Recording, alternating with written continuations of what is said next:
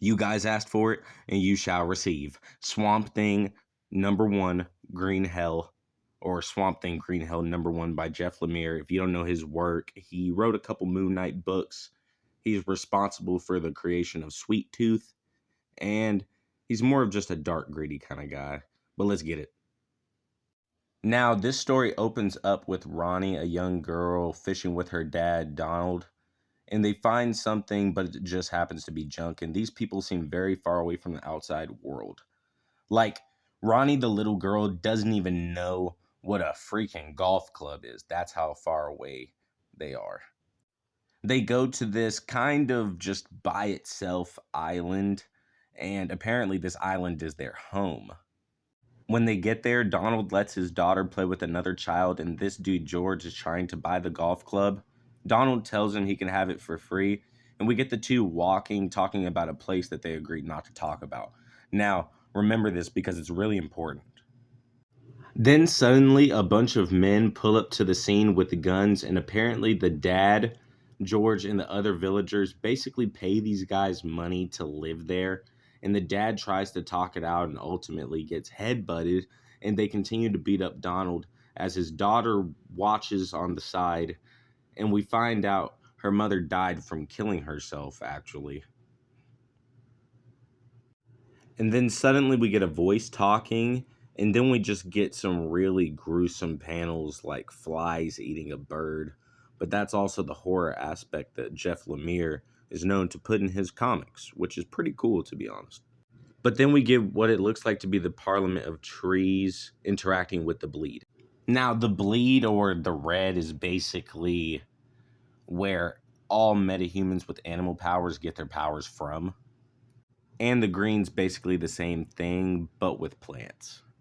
After that, we pick up with Donald and Ronnie as she's tending to his wounds, but then he storms off. He joins the villagers as they try to make a plan, and out of nowhere, George brings up the lighthouse, which they weren't supposed to talk about. But the villagers are basically just like, "Are you mad, old man?" And then the villagers realize they have to play by the same game and rules as the enemy.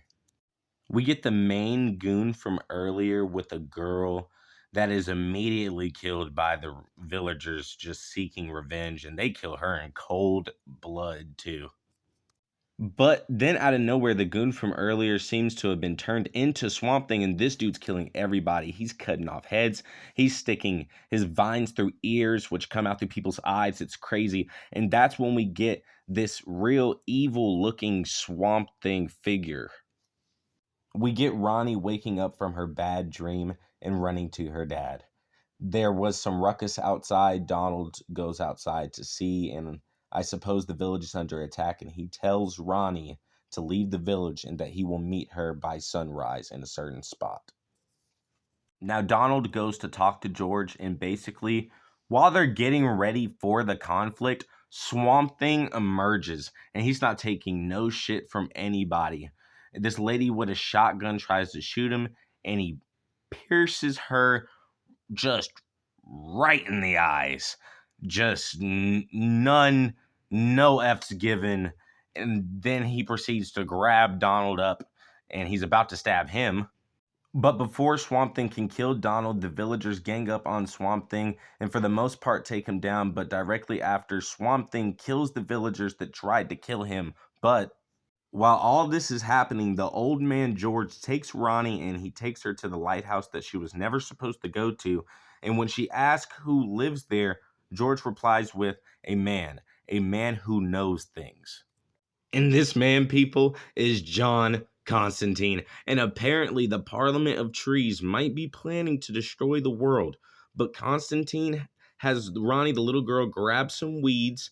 And as he puts them on the ground and does his magic stuff, the real Swamp Thing, Alec Holland, appears on the scene, people. And he's not happy at all. But man, the only thing that Constantine can tell him is that you gotta save us from the green. And that's how we end this issue. And I gotta say, I'm really enjoying this so far.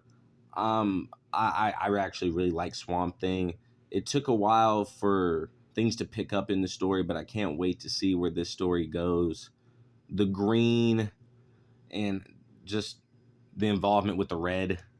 Always love to see John Constantine, and I'd say this is in the main DC universe continuity. But with all that being said, guys, I'm Jay Cooley with the Stooley signing off at the Comic Fox. Like, subscribe, comment down below what y'all think.